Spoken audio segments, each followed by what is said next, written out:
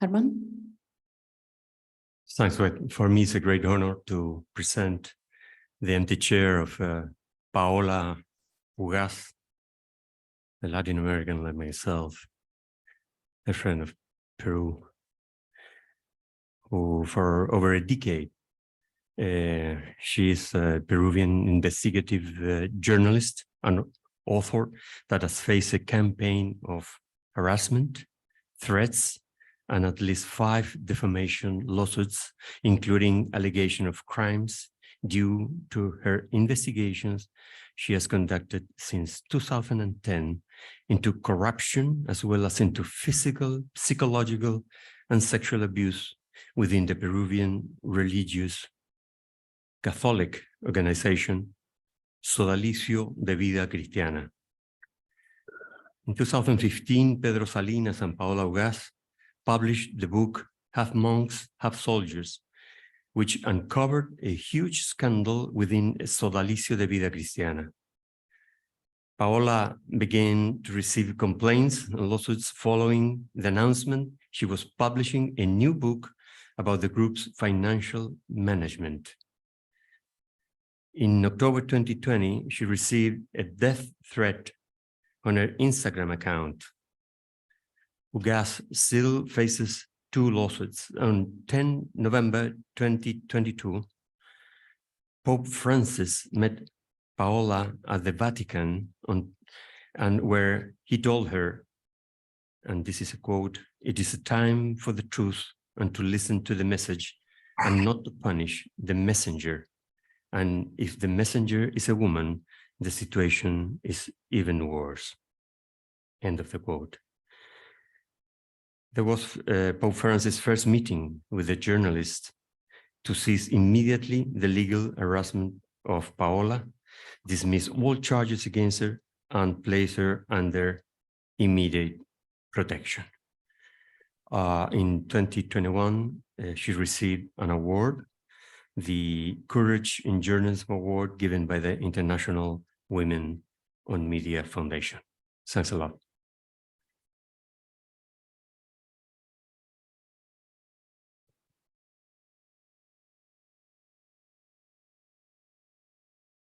Thank you, Herman Rojas, Chair of the Writers for Peace Committee. This panel will focus a bit more on legal procedures that actually drive or get journalists, writers, free thinkers, intellectuals incarcerated. So during the last years, we can see that many authoritarian states have imposed criminal defamation laws, not the civil one. So these laws actually protect corrupt politicians, political networks, business networks, and well, somehow protect these corrupt networks against the truth, against the facts investigated by free intellectuals. So instead of civil lawsuits, we have criminal lawsuits, which means that the writers are put in jails. This is a large threat, and one of the biggest threats actually, to the investigative journalism, to also to critical writing, and particularly big threat is in the countries, and we will meet such countries today, where legal system is not completely independent from the politics. PEN International, for many years, opposes criminal defamation in all cases and is actively campaigning to repeal, for the repeal of criminal defamation laws around the globe. Criminalizing defamation, whether of public figures, presidents, private individuals, business companies, is an unnecessary response to the need to protect their reputation, though it has a chilling effect and undermines severely freedom of expression. So we will address it today. We will also talk about strategic lawsuits against public participation, so-called SLAPs, which don't happen only in authoritative regimes, they happen also in our democratic countries. We will see how PEN International is a member of the Coalition Against SLAPs in Europe case. Maybe we will hear something more about this as well towards the end. But now let me introduce my panelists. My name is Tanja Tuma. Olga told you so. And we will present today the cases from Montenegro, Spain, Turkey, Bosnia and Herzegovina, and Croatia. And this will be done eloquently by my panelists here, Milorad Popović from Montenegro, Miquel Àngel Llauger from Spain. Zeynep Oral will be with us in touch on Zoom, so online from Turkey. Andrea Lešić is on my left from Bosnia and Herzegovina, and Tomica Bajsić, our dear host, is on my right from Croatia. So let's start with a case which does not completely fit within this legal panel, but is a very, very illustrative one. This is the case of Montenegro. Milorad Popović found himself literally the target. Namely, during a session of the parliament, the former premier of Montenegro lifted a shooting target with Milorad's face in the middle, saying that this man, blah, blah, should be, well, not killed, but maybe just incarcerated or banned. But the situation in Montenegro is much more complex. And Milorad prepared a text. And because we have practically native speaker in our lines, Andrea, and for the quickness of this procedure, I will ask Andrea to read Milorad's text, then Milorad will comment, then we will continue with the legal thing. Please, Andrea Lešić. Hello, everybody. I'm very honored to be reading this, but this is the first time I'm seeing it, so it's going to be halting. So the title is Linguistic, Cultural and National Discrimination. In modern Europe, its part that used to belong to the communist world, there are three nations that are brutally denied the right to literature, language, and culture. This is due to the imperial ideology of the more powerful nation states, implemented against smaller, insufficiently consolidated, so-called divided linguistic, cultural, and political entities, Ukrainian, Belarusian, and Montenegrin nations. In contrast to the Montenegrin issue, the Ukrainian and Belarusian issue is the focus of global public, primarily due to Russia's brutal aggression against Ukraine and the importance of Moscow in geopolitical, military, and economic terms.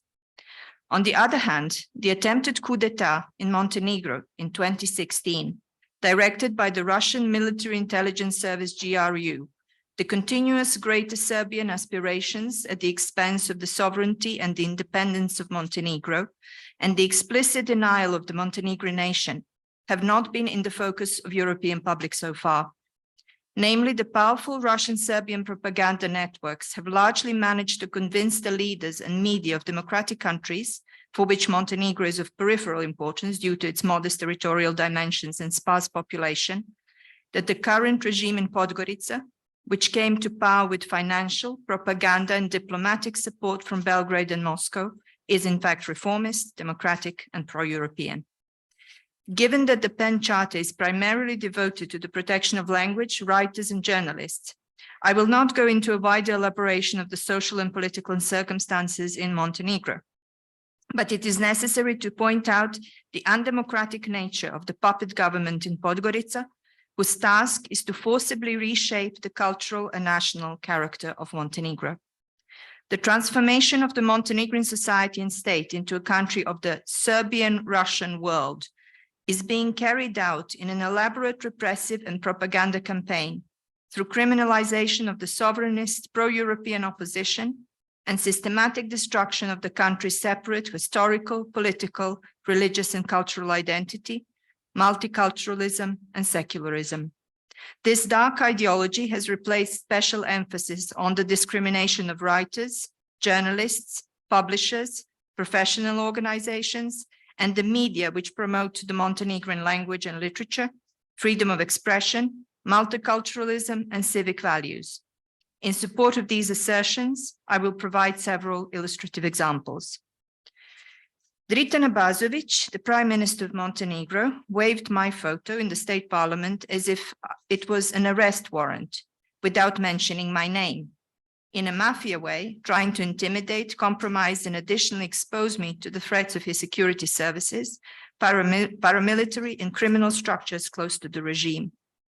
The aforementioned Prime Minister requested that Andrea Nicolaidis, the most famous Montenegrin writer of the middle generation, be deprived of the status of a prominent cultural creator, which he received based on the criteria prescribed by the law on culture.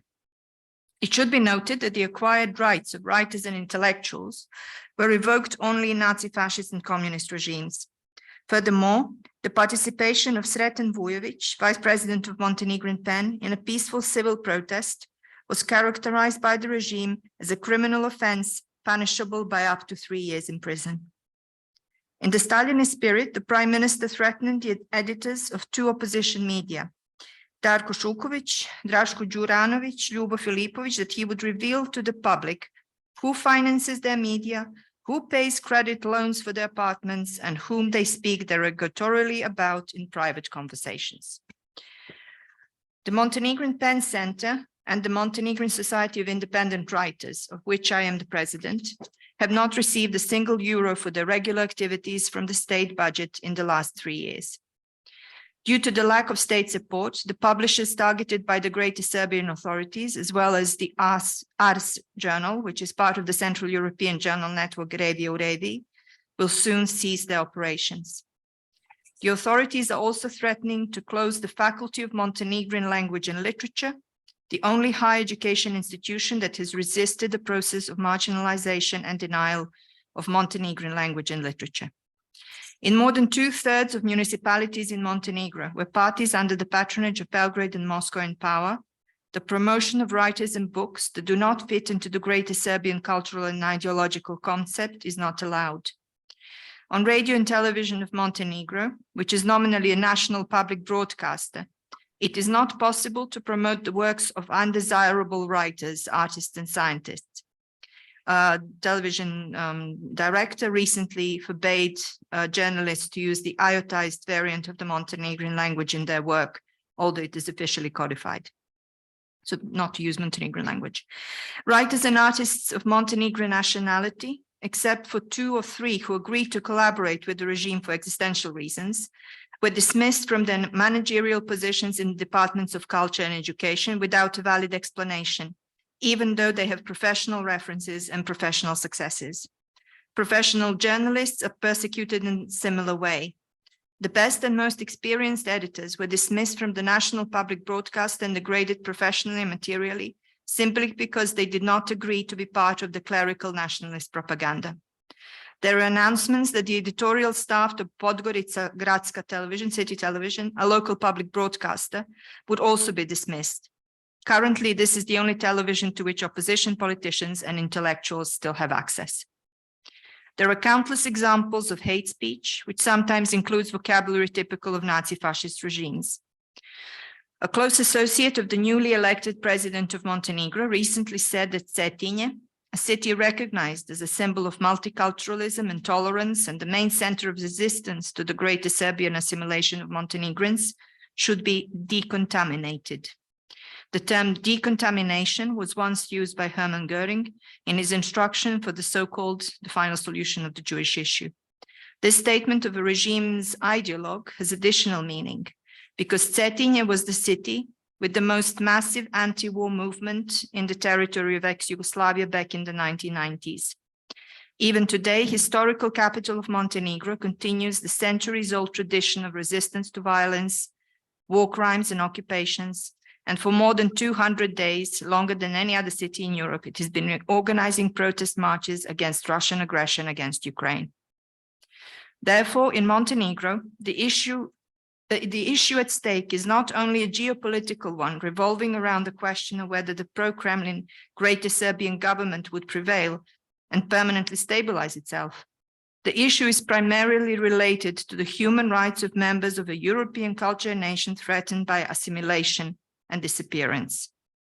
The above examples of systemic discrimination and assimilation of national Montenegrins, along with discrimination of other citizens who resist Greater Serbia nationalism, are a continuation of the same ideology that started 4 wars about 30 years ago, in which Vukovar and Sarajevo herbicide and Srebrenica genocide were committed and which killed more than 150,000 people and made several million people free from the country.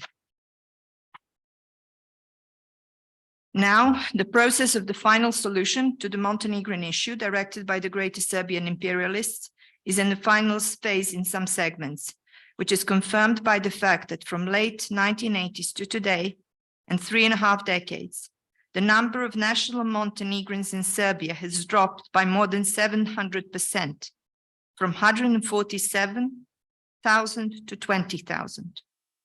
Moreover, the government of Montenegro recently announced that the population census will be conducted in the fall of the current year, in violation of the established regulations which prohibit the holding of state elections and the population census in the same calendar year. Therefore, it should be expected that the regime will invest every effort, pursuant to Belgrade's instructions, through various manipulations and blackmail, to make the number of national Serbs greater than the number of Montenegrins in Montenegro, because it is one of the conditions to change the constitution and transform Montenegro into another state of the Serbian people. In conclusion, in the context of the criminal plan of assimilation and destruction of a European culture nation, human rights are massively violated in Montenegro today, while writers and journalists are persecuted and discriminated against.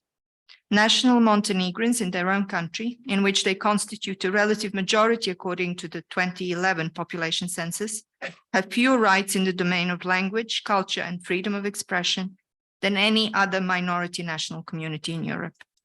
Therefore, I call on the PEN International, in accordance with its charter, to condemn the violation of individual and collective rights in Montenegro, especially against writers, journalists, media, publishers, professional literary associations.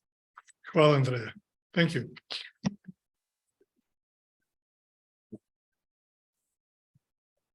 Thank you very much, Mr. Popović, for this really in-depth analysis. I will ask you only one question, please. How did you feel when you saw that the premier lifted your picture in parliament as a target? What were your personal feelings, emotions? Da.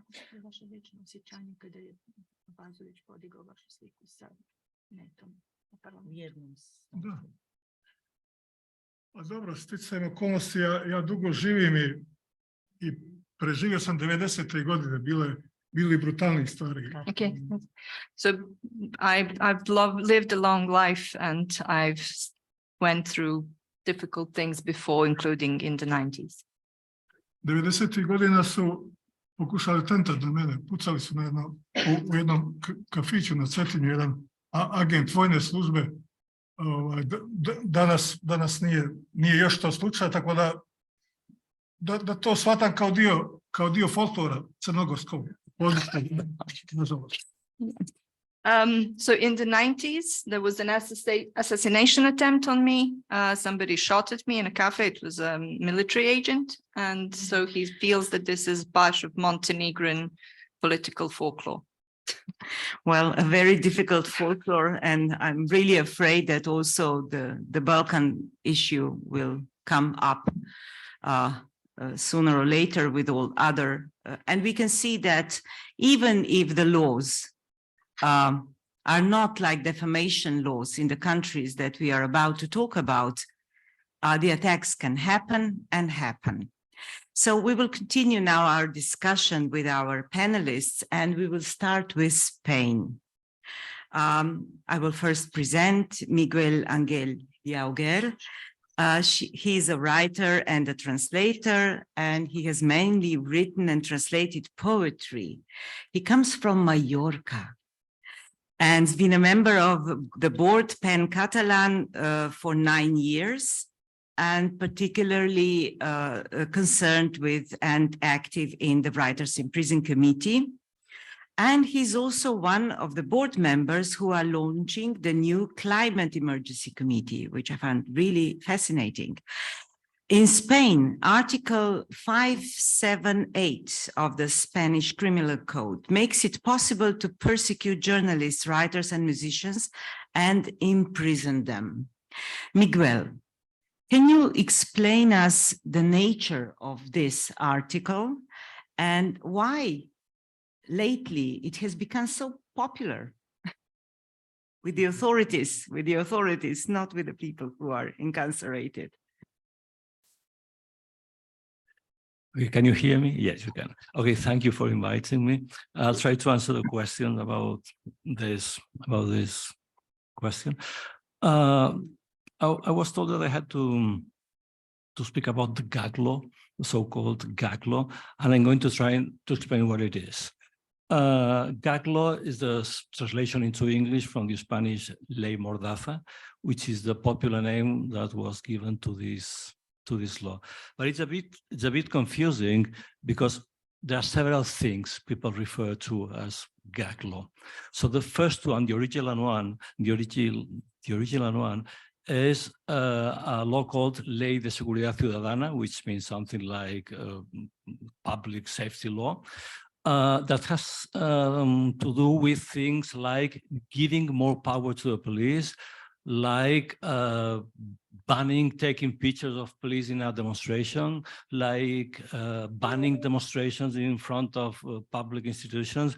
So it's not the law that has driven artists into exile or into prison. So that law was passed in 2015 by the conservative government, by Partido Popular, which is our right-wing main party. But at the same time, they passed this reform of the penal code you mentioned, and that is the one that can send artists to prison for crimes such as, I'm going to say the names of the crimes in Spanish. One of them is apología del terrorismo, which means glorifying terrorism. And the other one is injurias a la corona, which means insulting the crown, insulting the king or the royal family. So that's the gag law. When we say the gag law, it's the whole set of it. And the gag law has been criticized by people like Reporters Without Borders, like people like Human Rights Watch, or even groups of experts of United Nations, or even the New York Times. So we are not talking about criticism by anti-system groups. That's quite different. So there have been a lot of criminal lawsuits for artists, for his songs, for his plays, even for tweets,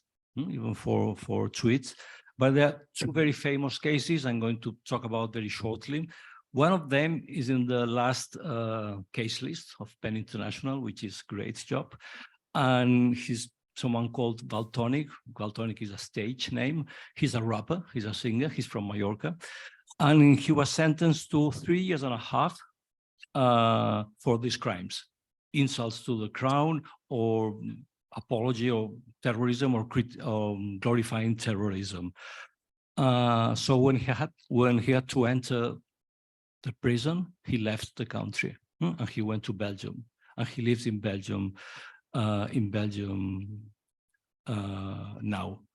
So I think we can say that we have political exiles in Spain or in Western Europe at the moment, because this artist is living in Belgium. It's important to say that the Spanish courts have asked for his extradition, but Belgian justice has refused to do it several times. And the last one was just last year, I think, November 22 or December 22. So they refused to extradite him. So I think that's important. And the other case I want to mention is the mention of another rapper. He's from Catalonia. He's Pablo Hasél. And that one was arrested in 2021 for the same crimes, insulting the crown, or glorifying terrorism, and that one, he's in prison at the moment. He's in prison at the moment. Apart from that, he's ill at the moment, so it's a sad story. I'm going to give you an example if I have time. One of the reasons why he went to prison was a famous song, and the title of the song was Juan Carlos el Bobón. Juan Carlos is the old king, the father of the present king, and Bobón is a pan. The pan. Bourbon is the surname of the royal family, and Bobón means silly. So the title of the song is Juan Carlos el Bobón, and he went to prison because of this song, among other things. Yeah. There's a very funny video in which he answers the question of a judge or a prosecutor, and he says he went to prison for explains what everybody knows.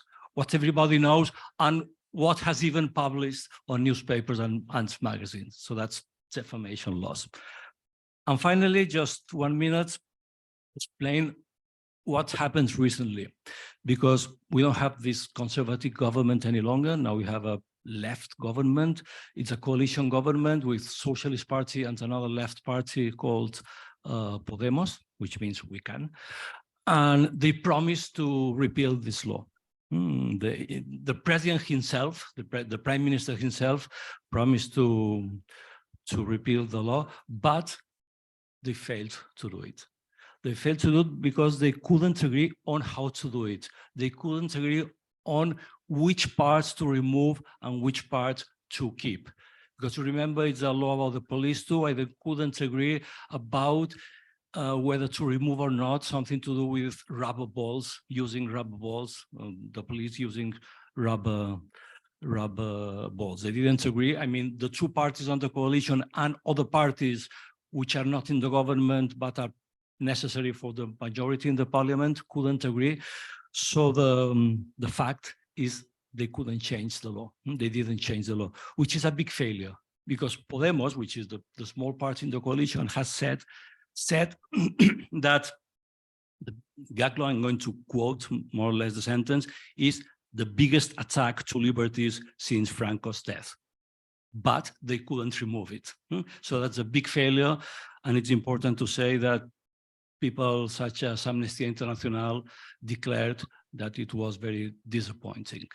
So the summary of the story is that we have defamation laws, we have this gag law that is in force at the moment, and we have one singer in exile and another singer in prison at the moment.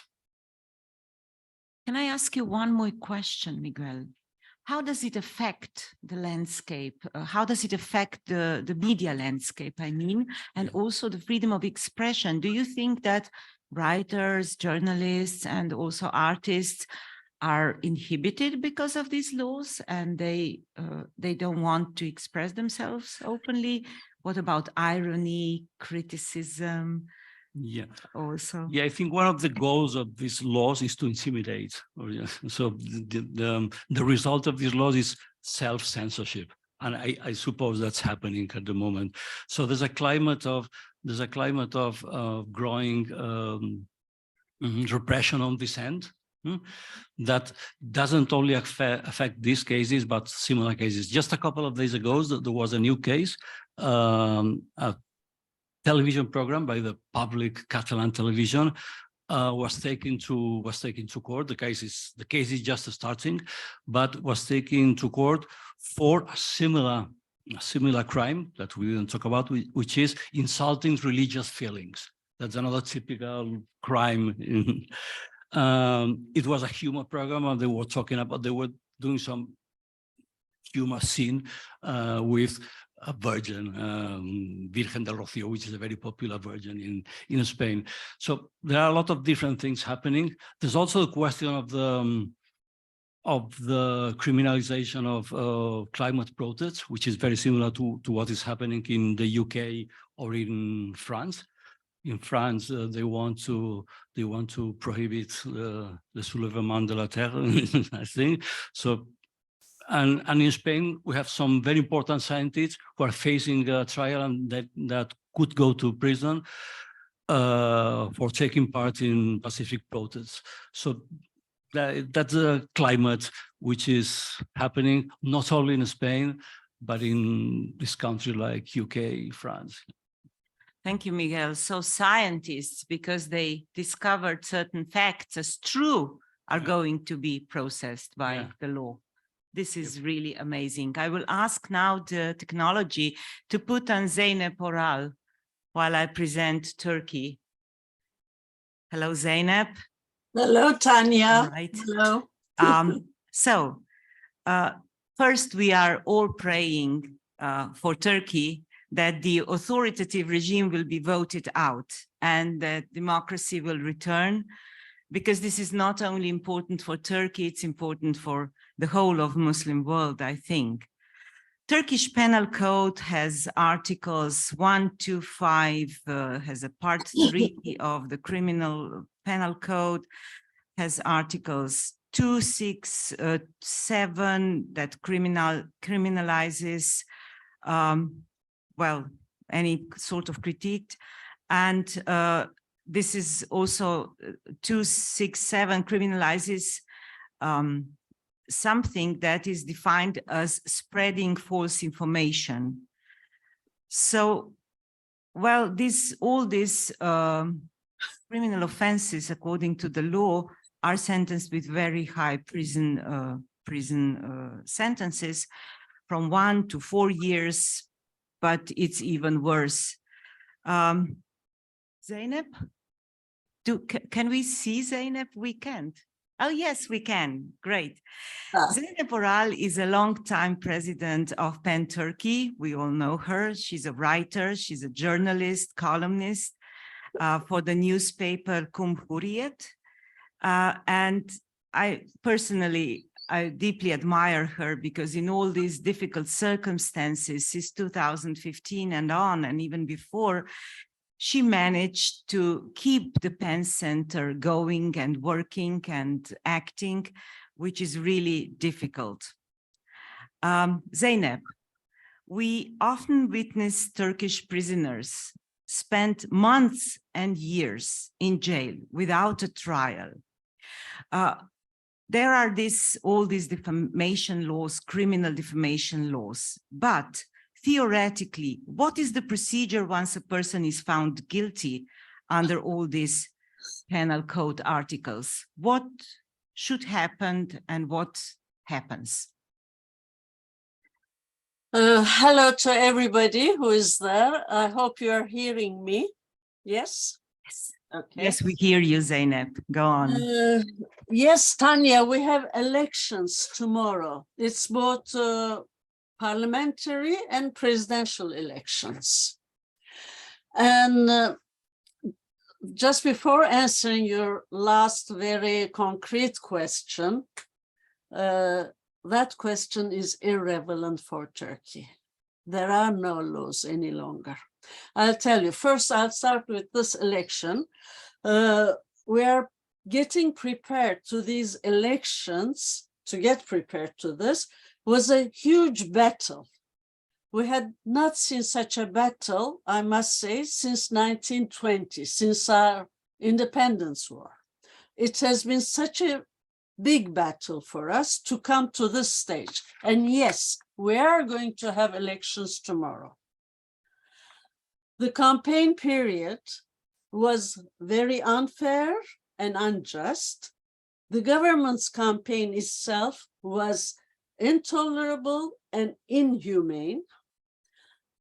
A survey just said yesterday that last month, the TRT, which is the broadcast where the whole of the country, 85 million people, gets its information, devoted 32 hours of coverage to the president and only 32 minutes to the opposition parties. So just to give you an idea.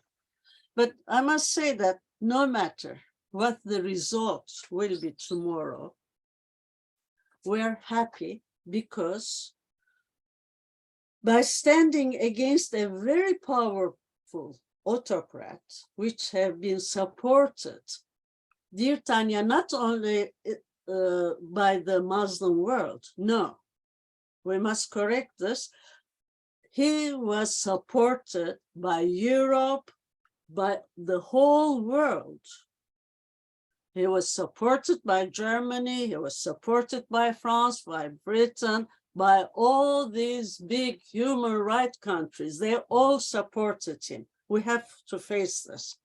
And by standing against this authoritarian regime, Turkish citizens have shown their demand for democracy. And their commitment, our commitment, is the best guarantee that democracy will prevail. So that's why I say that tomorrow's election is not only important, as Tanja mentioned, just for the Muslim world, but for the Western world as well, because as you all know, the Western world has its authoritarian regimes as well. I won't name it, but you know them. Maybe they did not last 20 years like ours, but anyway. Yes, Tanja stated some numbers, the criminal law, but these are meaningless. The courts, the procurers, the judges will get the orders from the one-man power. He decides who should stay in prison, who should not stay in prison, who should stay for how long, who should not stay in prison. Thank you, Zeynep. This In is Turkey, we have been attending all these court cases. It's just a repetition. It's just a show off. It's just a play. We know the verdicts, the results from the beginning. So, yes, we have those laws, we have the constitution, but it doesn't work. I must say that in 2018, Mr. Erdogan transformed Turkey's long-standing parliamentary system into a very heavily centralized presidential one. The new system, the one-man authoritarian rule, changed everything in this country. Tried to change the identity, the culture, the educational system, the health system, the monetary system, the civil rights systems, etc., etc. I won't go deep into that. Our economy went down, 100% inflation, etc., etc. I mean, what we have been experiencing for the last 10 years is what we call, the opposition calls, a counter-revolution. Okay. In recent years, the government enforced its prosecutions of journalists, political opponents, writers, publishers, activists, NGOs, all of them. And until now, don't laugh, but it's true, 38,000 people were prosecuted of insulting the president. We don't know how many are in prison, how many are out, because it changes from day to day. You can be prosecuted for a tweet that you have sent or you have shared, let's say 6 years ago, 8 years ago, 10 years ago. Your online news can be removed from the internet. Your website can be blocked. Popular social media networks at times of political unrest are completely blocked out. And if they include criticism. Just after the terrible earthquake we had, with they say officially 50,000 deaths, but we're sure that it's much more. The internet was suspended, not to hear criticism, Can you imagine? While still there were people under the all this wreck. Anyway, there's an army of trolls who belong to the government. Whenever they see something they don't like, they start to fire back on you. And that gives a chance to the prosecution to make a case against you.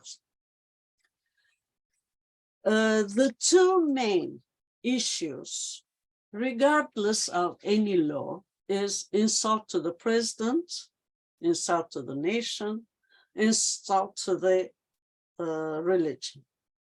The other accusation, which is very popular, is terrorism accusation. Anybody can be treated as a terrorist upon what they say. Exactly the same sentences can be said by hundreds of different people. One or two among them will be taken into court. Yes, you're right. Sometimes days and months can pass over without knowing for what you are being accused. It happened. You wanted some specific cases. Well, I tell you some. Selahattin Demirtas, who is a Kurdish origin, a very powerful, loved by whatever your race, your color, your ethnical background is. He's a very strong leader, politician, who has been in prison since 2016. Another is a Mecen, a Renaissance man, who really promoted all the friendship and solidarity between all the different ethnical groups in Turkey. Osman Kavala, who is an industrial and a protector of literature, theater, music, and so on. He is in prison since 2017. We have teachers, journalists, researchers who either fled the country or are in prison because they have touched critical matters. And they are in prison because the president wants them in, not because of any law and so on. In Gezi movement, the Gezi movement protests, which covered the whole country, millions were taking part in those protesting march. It was in 2013. Today, Osman Kavala is being held responsible for financing all these protests, which was all over the country. And only 7 people, an architect, a filmmaker, a teacher, a professor, a writer, 7 of them are convicted to 18 years prison, and Osman Kavala, lifetime prison for that. There is no logic in this, in all this. Lately, just last month, the closer we got to tomorrow, to 14 May, more operations were exercised in Ankara, in Istanbul, in eastern part of Turkey, in Diyarbakir, mainly to the in the Kurdish ethnic regions. There were operations and journalists, politicians, artists, lawyers. 145 were detained out of 216 people. So when they asked me today, how many writers, how many journalists do you have in prison? I wouldn't know the number. They're in and out. We're in and out. Pan-Turkey have been attacked because once we had organized with the international PAN and the Kurdish PAN and the Turkish PAN a meeting in Diyarbakir. It was in 2016. we were attacked. 2016, I think it was, or 15. Maybe. Another time we were attacked because Pan-Turkey, I mean, all the NGOs who are not in the line of the government, they are potential traitors. So anyway, tomorrow we'll see what happened. And your last question was, I believe, if things will change. Yes. Yes. Even whatever is the result, things will change. I strongly believe in that. Yes, this new law of spreading false information, who decides if the information is false or not? The president at the moment. But if the opposition wins, the first thing they'll do is to change the system back to the parliamentary system. Everything will change. Everything will change. And if something happens and this regime goes on, then again, everything, I believe very strongly that again, many things will change because from now on, nobody is afraid. We're not afraid. Yeah, until now, everybody was very afraid, but not now. Thank you, Zeynep. Thank you. I hope you hear this applause. Thank you. We will all keep our fingers crossed. We will all think of Turkey tomorrow, and I hope we'll have good news on Monday. And I wish you could keep safe with your colleagues. And I wish the elections and everything will somehow go on peacefully without Hope so. riots. Yeah, yeah. Thank you so much. Thank you. Now from Turkey to Bosnia and Herzegovina. Andrea Lešić is the vice president of the Penn Center of Bosnia and Herzegovina. She is a literary theorist and comparatist and has written on structuralism, romances, popular genre, South Slav literatures, and comparative literature, focus in particular on French and Russian literary relations.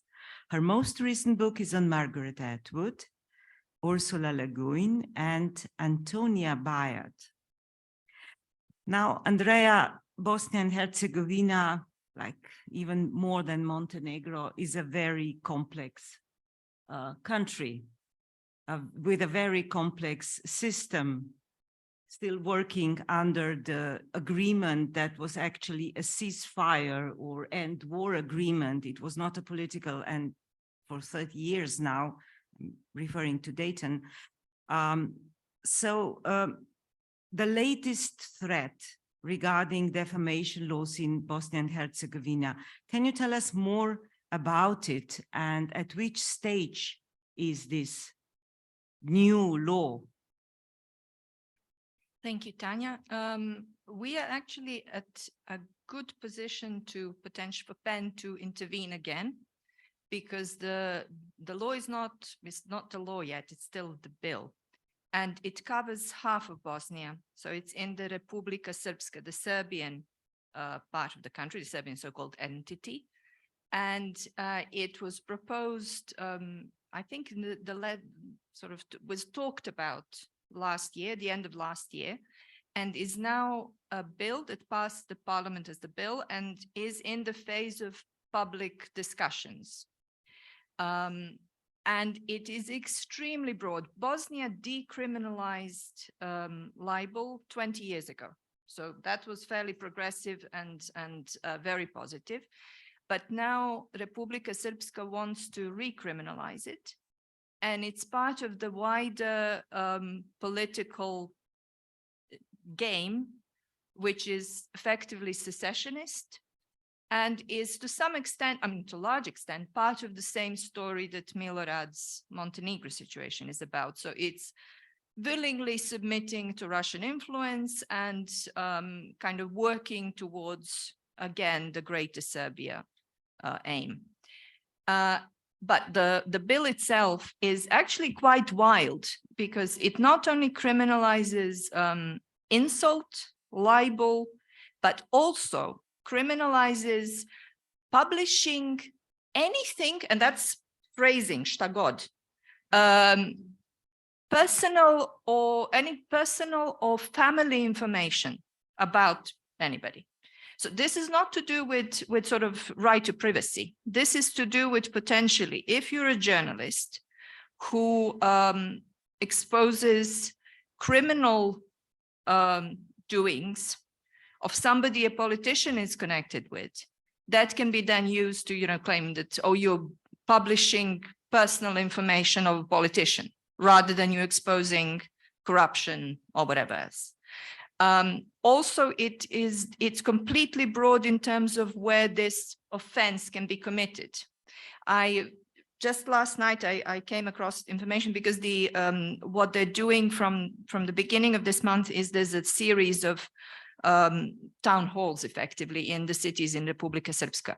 So apparently the first one in Banja Luka was broken up because the journalists who attended it left in protest, but they turned up to it with T-shirts that said convicted of telling a joke in the pub. Because that's how broadly it can be interpreted. It can be anything on social media, it can be in personal conversations. All of it is covered by the law, which is, as I said, extremely broad. And there's an additional thing there, because I mean, there is obviously civil code that deals with libel. But if it's criminalized and if anybody is convicted, it means that they have criminal record. And in Bosnia, when you apply for jobs, you have to get, for most jobs, you have to have certificate from the court saying that you don't have criminal record. So this would basically prevent people from getting jobs if they get a conviction. And I think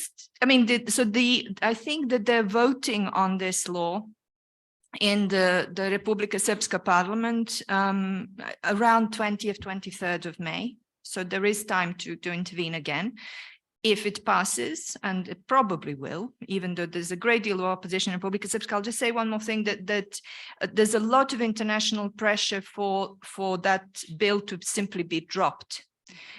Because there is another thing that, I mean, I have experience in my part of Bosnia where laws would get passed even facing great deal of opposition, because there's a sort of catch-22. If you participate in public debate about it, then you legitimize the process. And if you don't participate in public debate about it, then they say, well, there was public debate. Why didn't you say something?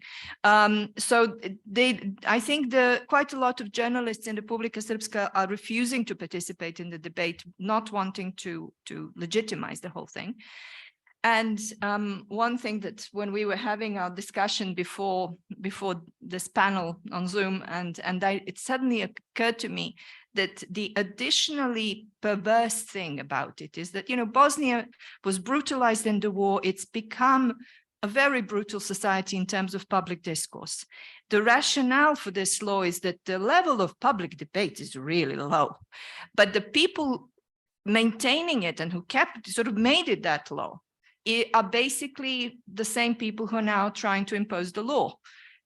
So, I mean, there are lots of recordings of Milorad Dodik, who is the big guy in Republika Srpska. He kind of keeps changing position, but, you know, he's the Putin of Republika Srpska.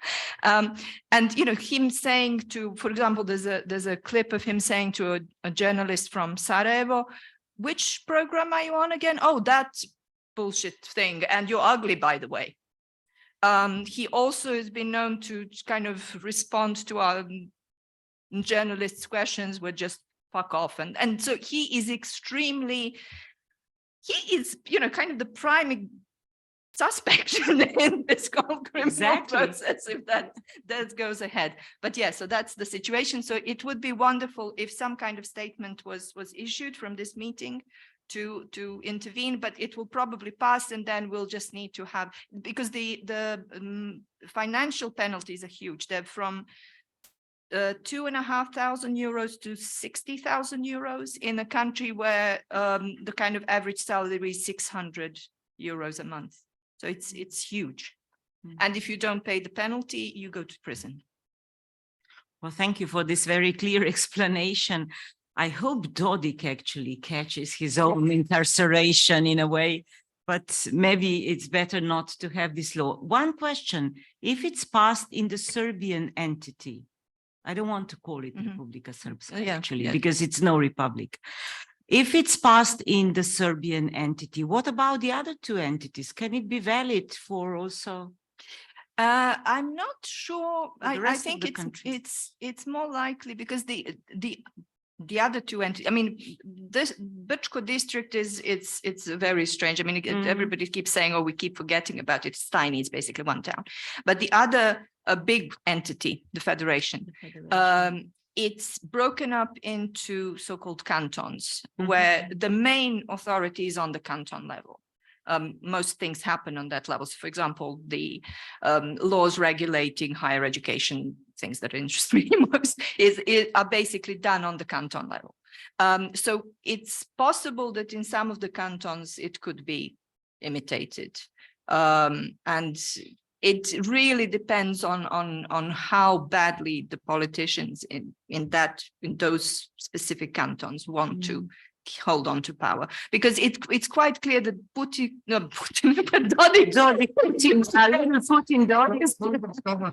yeah, it's Freudian slip.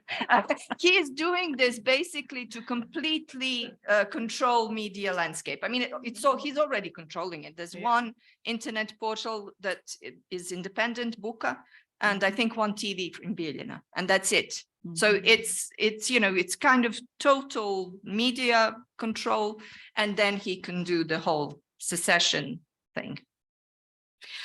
Now with all this, yeah, please, yeah. Thank you so much. Now with all these problems that Bosnia also is a candidate, as an official candidate to be part of the European Union, how do I mean, you're a teacher, you teach at the university. How do young generations perceive all these conflicts, the laws? Are they aware of this huge threat for their future, for this? Yeah. Well, I teach in Sarajevo, so it's, different situation. And I think my sense is that quite a lot of young people are completely demotivated to act, because it's been so long, and things are getting worse and worse progressively, and most of them, their main thought of change is just to leave the country. So we're having a huge big brain drain. I mean, generally people are leaving, and we the last census basically showed depopulation. It's almost as if most of the country is kind of heading towards the bigger cities, and then the rest of it is just emptying out and people are leaving. So I think that the part of the problem is also that there is this exodus, and also a sense that nothing can be done because nothing has been done now for decades, and the same parties in power. I mean, we had elections last autumn, and we still don't have basically any sort of stable forms of government. But the parties that sort of won are this extremely broad coalition that actually includes Dodik's party, combined with social democratic parties in the federation bit. It's insane. It can't work. It's all they're doing is making these coalitions to hold on to power. So it's really bad. And also it seems like a plan not to be part of the European Union, because particularly from the European Union, and I'm turning to my last panelist, there are attempts and there are directives, there are laws for freedom of expression. It is also for Vice President Jourova, it's one of the greatest value of democracy to have freedom of expression. So my last panelist today is Tomica Bajsić, and now I want you to applaud for our great host. Yeah.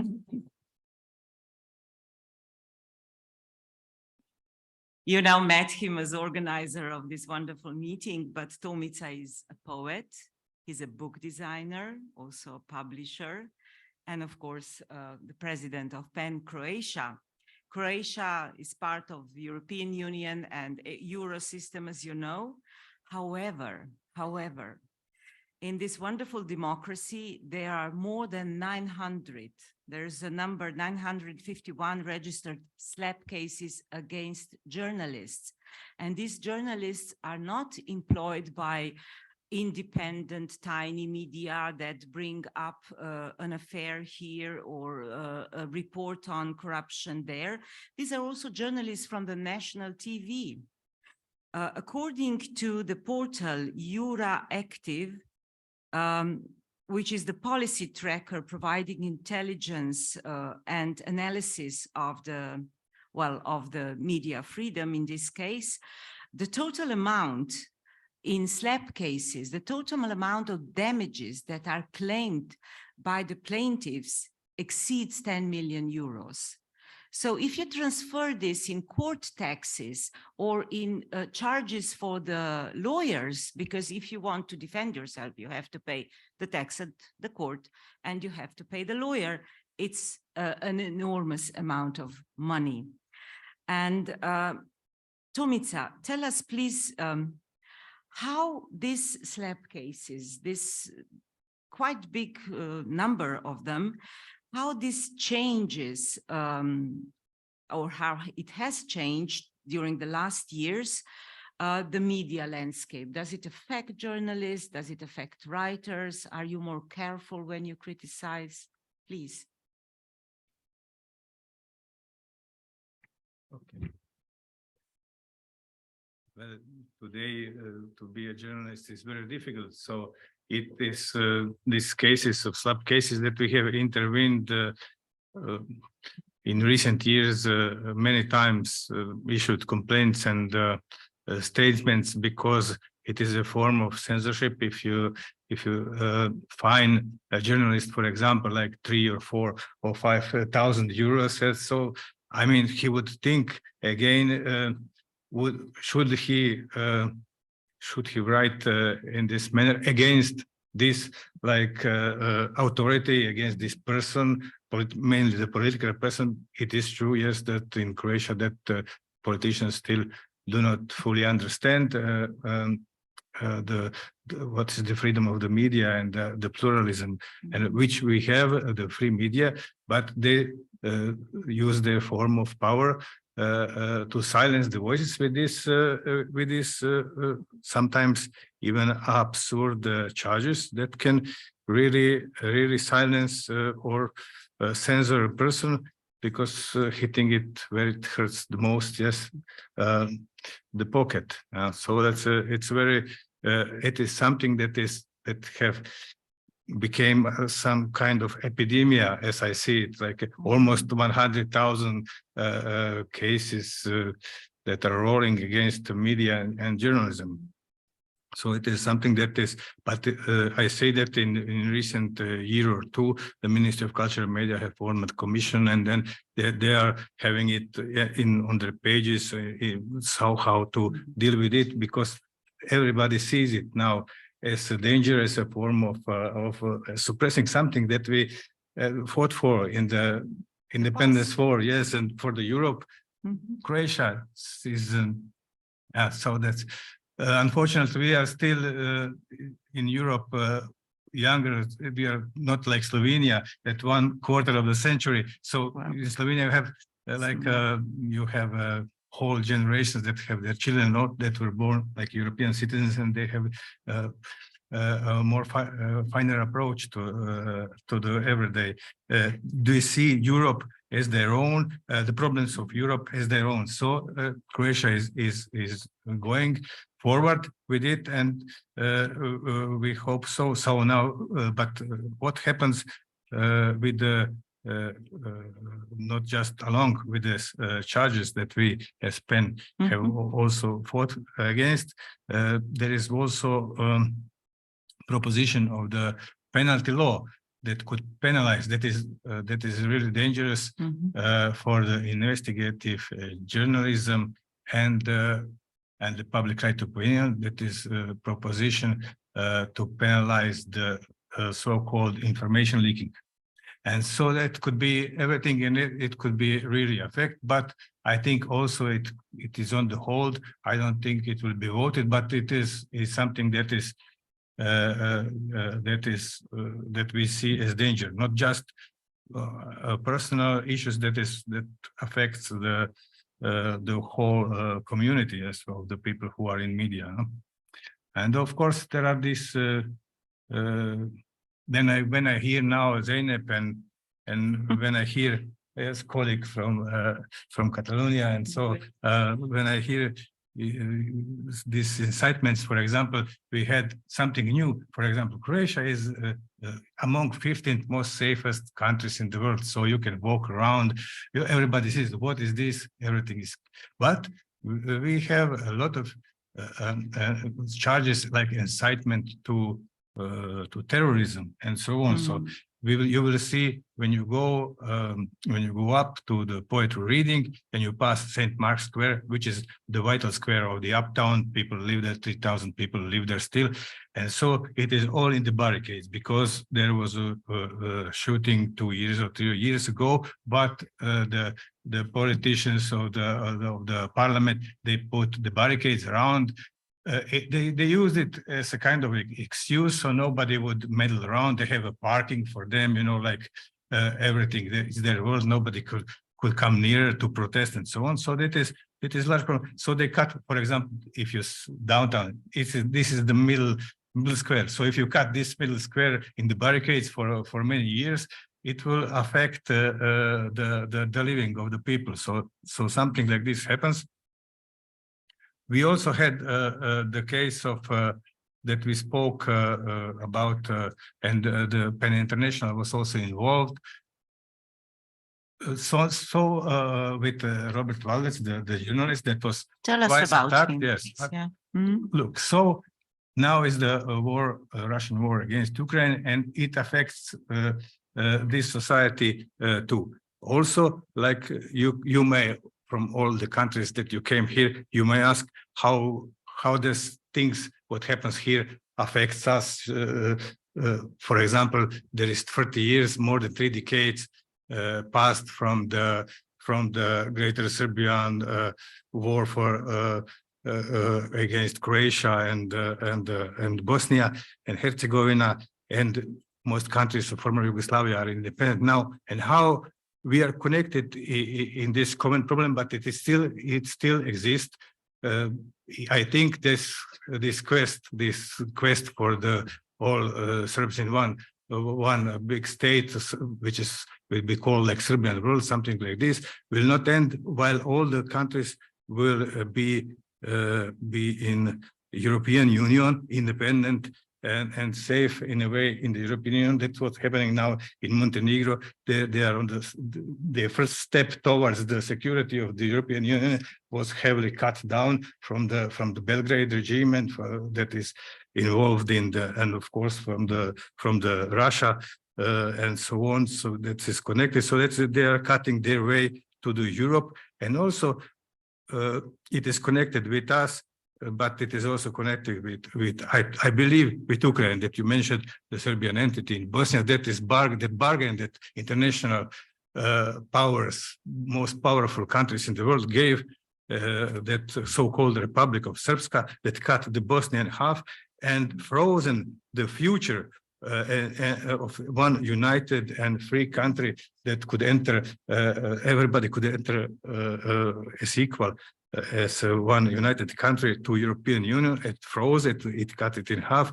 And so that is something that Putin, when he made an aggression on Russia, had in mind. Yes, you could make a republic within the republic, a country out of nowhere, you can do it. And then he started to chop parts of Ukraine, first with Crimea, and then he saw, you know, everything is clear, nobody complains, and then I go to Donbass. So that is the same. That is the same tactics. I think he was encouraged with it. That was something that this time international powers did something wrong, that we in Bosnia and cannot fully recuperate and enter the European Union. So that's also, as in the case of the journalist Robert Valdez. So he was twice attacked. His wife is a Russian journalist, and she was detained in Kosovo, incarcerated under accusation she's a Russian spy. She's a Russian journalist, but I mean, today in this Facebook world, to accuse people, journalists, as spies, because everybody knows everybody about everyone on Facebook and everything. So these espionage charges, they are not like in the First World War, you know, and so, but they are like, they had this because this hysteria also spelled here, and then war threat and everything. So he was attacked. If it was for it or for that he was also leading a TV show, very successful, that solved rapes and murders, some rapes and murders in Croatia. So maybe either for that, either for that because they were accused as Russian spies. He was twice attacked. He had with the clubs, no paper traces are found. He was it was heavy, severe concussions with blood knots in brain and so on, and twice, and nothing happens. So it is, it makes us see as either we are an independent country, we are in the European Union, but everybody could roam, maybe even foreign secret service, everybody could roam in Croatia and beat almost to death journalist, and nobody answers. So that is this big problem. And if I have a minute more, so we are on this Republic Square. We had during the, you all know of COVID that we had here, like hysteria of the COVID, and there was also rallies against the vaccination and so on. Every country had it, but now we had one person who was inciting this, he was inciting to terrorism because he was leading these riots and to overthrow the government because of their policy toward vaccination. So, but every country had it. And so how can it happen that you put a person in jail, this Marko Francisković case, put a person in case? I mean, even what he talks against the vaccination is not good, but you cannot put somebody in jail for 1 year to wait for the trial on incitement to terrorism cases.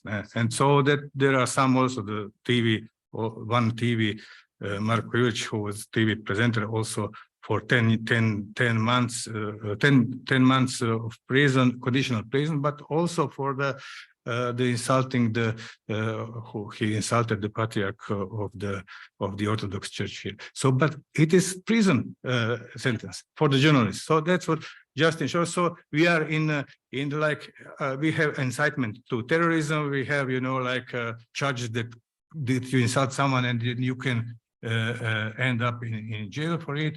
And so something here, it's not good for now. That's for me shortly. Well, thank you, Tomica. Now we have another 10 minutes, and I would ask before lunch, really, and maybe you have a comment or a question, or yes, Tita, please, can you? Oh, thank you. Sit off. No. What about that one? Oh, no, now it's okay. Oh, thank you so much for every panelist and moderator. I just want to add the situation in my country. You know, after the coup, the military, after the coup attempt, the military junta amended the defamation law, the Article 505A. So last week, they released all the political prisoners charged under 505A. How many? 2,153. It is only the less than 10% of all they arrested. So you can imagine the seriousness of the defamation cases in Myanmar right now. That I just want to share it. And defamation goes against the The government employees, government. including military. This is awful. Any other comments, please? Miguel and then Alix. Yeah, it's a question, in fact, it's a question for the Okay. others. It's a question for my Balkanic colleagues here. You've talked a lot about Serbia, and I wanted to know what happens with Serbian pen, because when there was this case of this Serbian writer who was threatened, whose name I can't remember, I looked for it and I saw that there are two Serbian pens, and I suppose there's an official one, there's an independent one, and I'd like to know if you have any relationship, if it's an active, if it's cooperates with PEN International. I suppose a difficult question, but No. Well, questions are questions. They have to be asked. I know very well people from Serbian PEN because I worked with them for many years, Gojko Božović, Vida Ognjenović. Lately, I read that Vida Ognjenović, when the new board of people I know less a bit, was elected in autumn last year, she was commenting on the media situation, that it's not okay, that we have all this hate speech and everything. I think they might be in difficulties with this regime. And you know what happened lately in Serbia with these killings? They do not issue a statement. They work with Aurelia, they talk to us, but I think they are a bit trying to be under the radar, if I'm very honest in a way, because in Serbia, it's, it's very difficult. But maybe I think we have also in the room a media specialist, Mr. Frane Marojević. Are you here, Frane? I don't know you. You are from IPI Institute. Maybe you could comment something on Croatian slap cases, because you know this very well. Hi, thank you very much. Yes, I'm Frane Marojević. I'm a member of the Croatian PEN, but I'm also the executive director of the International Press Institute, and we are a global press freedom organization. And this topic is, of course, extremely interesting for us. And we have a very strong view, which we share with PEN, is that free speech should never be subject to criminal laws and criminal defamation. This is something that's completely unacceptable. And what we often hear is that even democracies have criminal defamation, but they hardly ever use them, so it shouldn't be a problem. And we heard now very good examples from Spain how criminal defamation is used by democracies to silence free speech. There was an extremely well-known case of a German comedian who penned a poem against the Turkish president and was subject to criminal prosecution in Germany for a law, a very specific law, which criminalizes offense of a foreign head of state. Germany then panicked and changed, but they changed only this particular provision.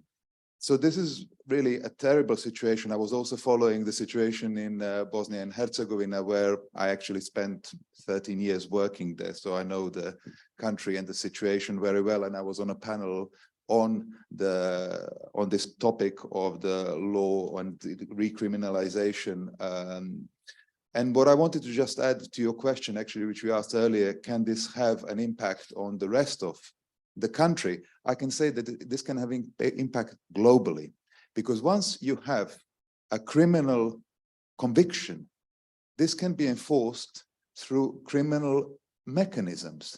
You can issue an arrest warrant for that person. That arrest warrant can be valid in the Federation, in Brčko district, but it can also be valid in Croatia. It can be valid anywhere globally. I've seen Interpol warrants being abused against journalists and writers being issued for criminalization. So these are very serious issues which have to be tackled. And I would also appeal to democracies to lead by example, by getting rid of these laws from their statute books. For me, the excuse they are antiquated, they are never used is not enough. If they're never used, get rid of it, because it sets an example. And then maybe just a quick one, sorry, I'm taking a lot of time, but on the slaps, just to add, again, you mentioned Serbia, the other day, web portal in Serbia received their 12th defamation lawsuit by rich and powerful. This time it came from the president's best man, and in our languages, that's referred to also as the godfather, Kum. So it's an interesting example. So in Malta, the family of Daphne Caruana Galizia inherited 47 defamation lawsuits, slaps. And the thing is, these are all horrible. We heard Croatia, 1,000 cases. These are all horrible situations. But the problem is we don't know about the other situations where journalists were sent a cease and desist letter by the lawyer saying, if you persist with this, you will be taken to court, and they've taken the decision not to go ahead, not to. So these lawsuits are also used to silence and prevent publication. And there are a lot of now, you mentioned also European Union. I think I would like to say that there are some good initiatives from the EU to get rid of slaps. There is also the European Media Freedom Act, which will also give a lot of power to writers and journalists to defend themselves, which I think is very important to do this. And there needs to be clarity on what can be defined, because of course, on the other hand, reputation is important and we need to protect. So it is about balancing of two rights, the right to freedom of expression and balancing the right of privacy. But this needs to be quite clearly defined. There needs to be a defense of public interest built in, absolutely clearly.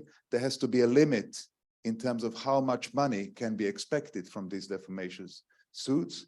And then there needs to be a possibility for the judiciary to have an early dismissal of vexatious suits, the ones that are clearly intended just to persecute, to prevent. This needs to be clear. I've seen judges ordering very small amounts in order to show an example that this is unacceptable, but this is not enough. It cannot be just a case of audition. So this is something that needs to be built into every legislation globally. Thank you. Thank you so much, Mr. Marojević. Yes, I think we should really end now because it's 1 o'clock and lunchtime. We can, oh, I'm sorry, Alex, Oh, I saw you, yeah. No, But my intervention is maybe just on the edge. It's only, I propose to Pen International for Balkans because of what Herzegovina said too, about all the minorities and the problem that you can use hate speech one country to another with all the minorities, all the languages. And sometimes the language became a justification for an attack or something. Well, Mallorquin or Catalan knows it too. So I think we have to think of the history of Balkan because many of the problems are minorities, haven't been resolved yet. And I think it's too for all of us to know all this different thing and not to be used and be ready to answer. I don't know if I'm clear enough, but I think the history of Balkan, many of us don't know it. And it's very peculiar. Many forgot how the border have been done, who creates the problems. And I think we could have a task steering committee or something thinking about this problem that could help us and for liberty of expression and for peace too. Thank you. yes, well, let me just conclude with one little sentence that criminal defamation of writing, of freedom of speech is, yes, unacceptable and also deforms the truth we get from our media because it's converted in a way. And I think we should really fight against it. I thank you to I thank my panelists, Andrea, Milorad, Tomica, Miquel, sorry, excuse me, Spanish, and Zeynep, who is probably still listening to us. We keep our fingers crossed for Turkey tomorrow, and now I think it's lunch. Thank you so much for being with us. Tanja.